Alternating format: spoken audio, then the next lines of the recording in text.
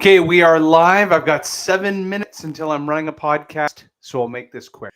I guess it's because I've been watching customers, and I notice it more in the SMB lower mid market than I ever did notice it in the global enterprise and the global mid market. Although in the global enterprise and global mid market, sales was much more myopic about every email and every LinkedIn message and every cold call had to be measured as if it was some sort of isolation event. And so I guess in that instance, it's just crazy to think of it that way in the global enterprise as it is for marketing. I find in the SMB lower mid market. Here's the situation that I see because dollars are so precious, because resources are so precious in micro SMB, and lower mid market. And if you're in one of these organizations, you're probably finding that everyone wants to be able to create influence and attribution tied to very specific things that you do. Email marketing, paid media, live events, doing a podcast or going on LinkedIn Live.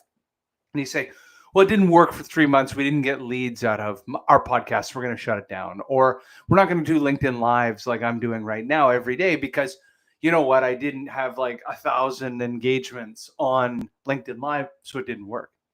That's not how it works in micro SMB, and lower mid market. You are not a brand. I am not a brand. Get Leverage is not yet a brand. We have not hit escape velocity. That escape velocity begins in the 8 figures and then really starts to flourish beyond the 8 into the 9 figures.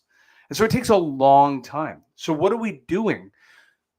The goal here is to create a collective of knowledge, of information, of micro branding.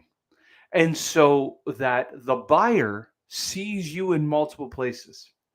The buyer doesn't get your one email or doesn't get your one LinkedIn message or watches this one LinkedIn Live and says, that is it. Oh my God, genius. I want to buy. So do not analyze return on investment, return on invested capital, ROAS, return on ad spend. I had to almost think about what that meant again. But don't look at it in isolation. It is a collective.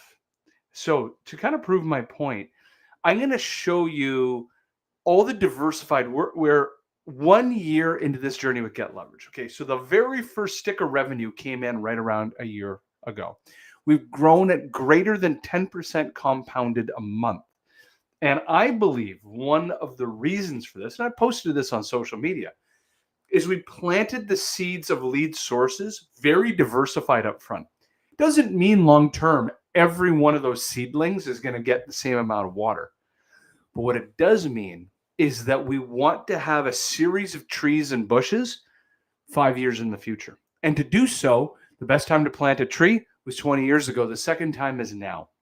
So we're planting those seedlings now and letting them germinate.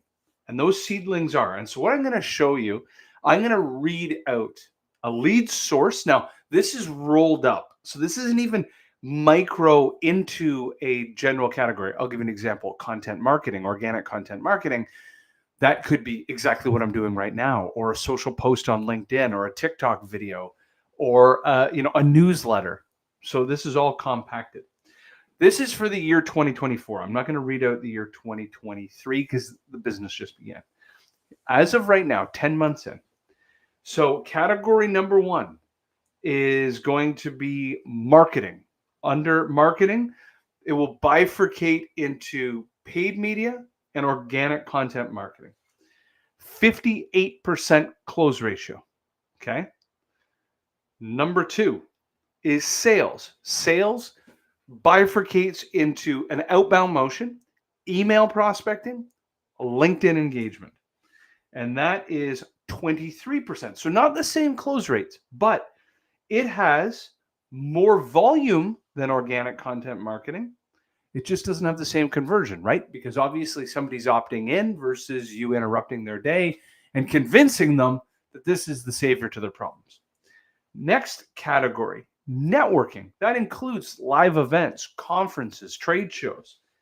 That has a conversion right now of 38%. Same volume as outbound sales, more volume than even organic content marketing. So again, if you were looking at this myopically, you'd be like, no, you know what? I'm going to give up on organic content marketing because I'm going to do more trade shows. Well, guess what? Your cost of customer acquisition is going to go parabolic if you tried to replace that lead flow.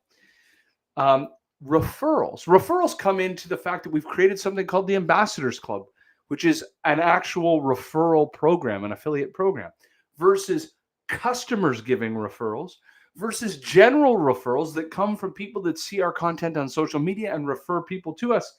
That is the single largest source, 45% close rate. But if I said, oh, I'm going to go all in on just on referrals, 5 years from now, that has a diminishing return on investment. And in fact, it does not create a lot of enterprise value long term, because a lot of those general referrals come through our social networks as partners. And you want to actually create a scalable motion. And referrals is not a scalable motion. And then the last is upsell and cross sell, 65% close rate, of course, because these are existing customers. And it has even a higher volume than organic content marketing. Plant all the seeds today, water them, germinate, deploy capital as you need, because you're looking 5